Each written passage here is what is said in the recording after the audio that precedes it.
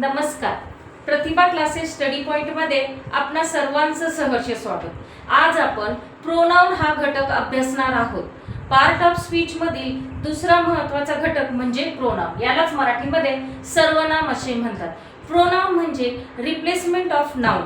नाउनच्या जाग्यावर रिप्लेसमेंट म्हणून जो शब्द वापरला जातो त्याला प्रोनाउन असे म्हणतात. प्रोनाउनचे एकूण 9 प्रकार आहेत.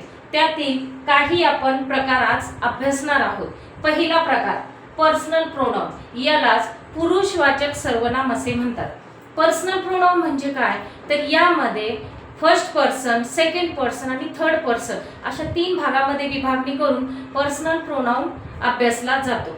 फर्स्ट पर्सन मध्ये आय, मी, सेकंड पर्सन मध्ये यू अँड थर्ड पर्सन मध्ये यू, ही, सी, इट. त्यानंतर एक एक्झाम्पल आपण बघूया. I am a boy. I am a boy. He is a boy. He is a boy. I, he, she, it, they, them हे शब्द personal pronoun मध्ये use केले जातात. दुसरा प्रकार आहे इंट्रोगेटिव्ह प्रोनाउन. याची एक खूण अशी की यामध्ये प्रश्नचिन्ह वाक्यामध्ये दिलेलं आहे. त्या सेंटेन्स मध्ये क्वेश्चन मार्क दिलेला असतो. ते वाक्य आपण इंट्रोगेटिव्ह प्रोनाउन म्हणून ओळखू शकतो. For example, what is your name.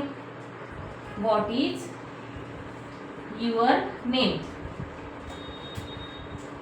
आणि शेवटी काय दिला जातो क्वेश्चन मार्क दिला जातो. त्यानंतरचा तिसरा आहे डेमॉन्स्ट्रेटिव्ह प्रोनाउन. यालाच मराठीमध्ये दर्शक सर्वनाम असे म्हणतात. डेमॉन्स्ट्रेटिव्हचा अर्थ असा होतो की एखादी गोष्ट दाखवणे. एखादी गोष्ट जेव्हा आपण दाखवतो, आपण बोट करून जर एखादी गोष्ट दाखवली तर ते डेमॉन्स्ट्रेटिव्ह प्रोनाउन मध्ये येते. This is a boy. That is a car.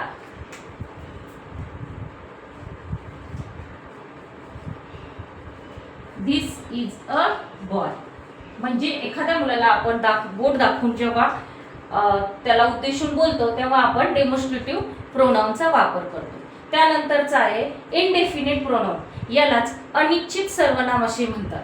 ज्या ठिकाणी संख्या अशी निश्चित स्वरूपात दिलेली नसते त्याला इनडेफिनिट प्रोनाउन असे म्हणतात. उदाहरणार्थ एव्हरीवन, ऑल हे शब्द इनडेफिनिट मध्ये यूज केले जातात. म्हणजे स्पेसिफिक नंबर त्यामध्ये यूज केलेला नसतो.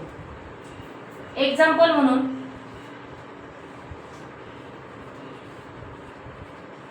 Everyone is present.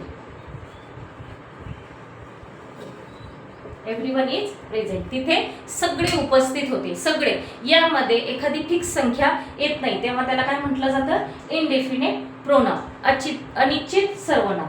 Exclamatory pronoun याच्यामध्ये जसं इथं प्रश्नचिन्ह वापरला जातो तिथे उद्गारवाचक चिन्ह एक्सक्लेमेटरी मार्क हा दिलेला असतो. What a beautiful girl. What